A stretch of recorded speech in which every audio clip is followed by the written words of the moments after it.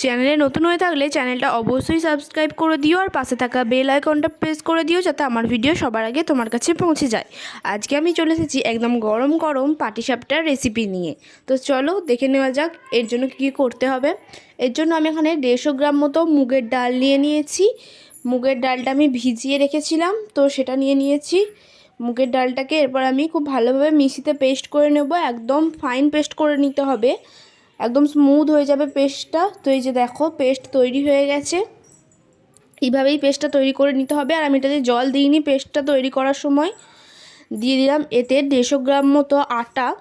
যতটা পরিমাণে আমি এখানে মুগের ডাল নিয়েছি ততটা পরিমাণে আটা দিয়ে নিয়েছি পরিমাণ মতো একটু নুন, আর দিয়ে নিয়েছি গুড়। এখানে যে যেমন মিষ্টি পছন্দ করে সেরকম অনুযায়ী গুড় দিতে হবে। এখানে আমি বেশ কিছুটা পরিমাণে গুড় দিয়ে নিয়েছি। এরপর সমস্ত উপকরণগুলোকে খুব ভালোভাবে মেখে নিতে হবে। প্রথমে জল ছাড়া এটাকে মেখে নিতে হবে, পরে আস্তে আস্তে জল দিয়ে এটাকে মাখতে হবে।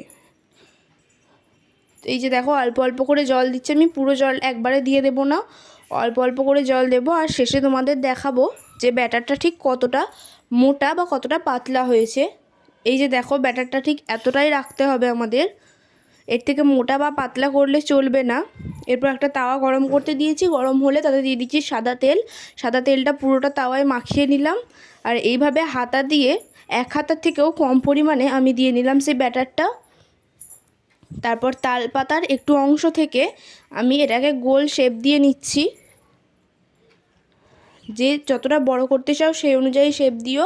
আমি এখানে বেশ ভালোই বড় করেছি। এইভাবে কিছুক্ষণ রাখতে হবে। তারপর আমি দিয়ে দিলাম সাইড থেকে একটু সন্দেশটা সাইড থেকে দিয়েছি, মাঝখানে আমি দিইনি কারণ এটা উল্টাতে হবে তার জন্য।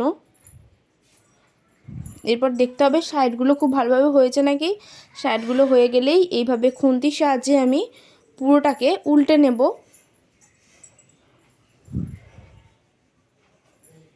তো এই যে পাটিসাপটার শেপ আমাদের রেডি হয়ে গেছে। এটাকে আমি এরপর এখানেই সাইডে রেখে দেব। একইভাবে আরও কয়েকটা তৈরি করে দেখাচ্ছি তোমাদের। প্রত্যেকবার করার সময় অল্প অল্প পরিমাণে সাদা তেল দিতে হবে। সাদা তেলটা এইভাবে তাওয়ায় মাখিয়ে নিতে হবে, আর তারপর হাতার সাহায্যে ব্যাটারটা ঢেলে দিতে হবে তাওয়ায়। একইভাবে শেপ দিয়ে নিচ্ছি। এখানে চাইলে হাতা করেও শেপ দেওয়া যেত, কিন্তু হাতা করে শেপ দেওয়ার ফলে সেটা পুরোপুরি গোল হয় না, তাই তালপাতার একটু অংশ নেওয়া। এখানে তালপাতার এই অংশ সাহায্যে করলে এটা বেশ সুন্দরভাবে গোল হয়ে যায়।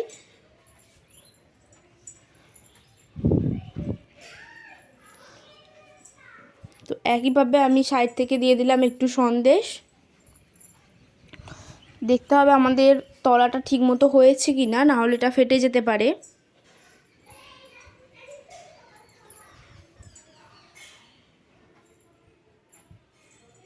তলাটা ঠিক মতো হয়ে গেলে আমি এটাকে উল্টে দেব। এইভাবে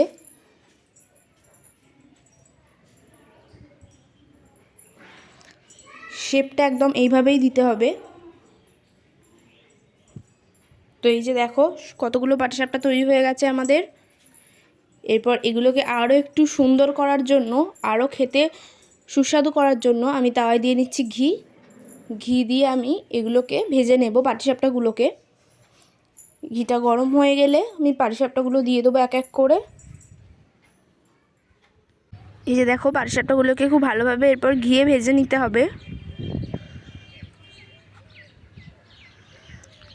বেশ কিছুক্ষণ ধরে মোটামুটি 2 থেকে 3 মিনিট এভাবে উল্টে পাল্টে ভাজতে হবে।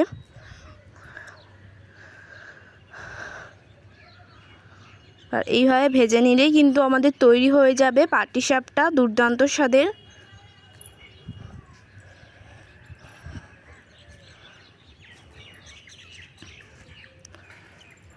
সো এই যে পাটিসাপটা আমাদের তৈরি, খুব অল্প সময়ের মধ্যে খুব সুন্দর একটা রেসিপি। কেমন লাগলো ভিডিওটা অবশ্যই জানিও, ভালো লাগলে একটা অবশ্যই লাইক করে দিও।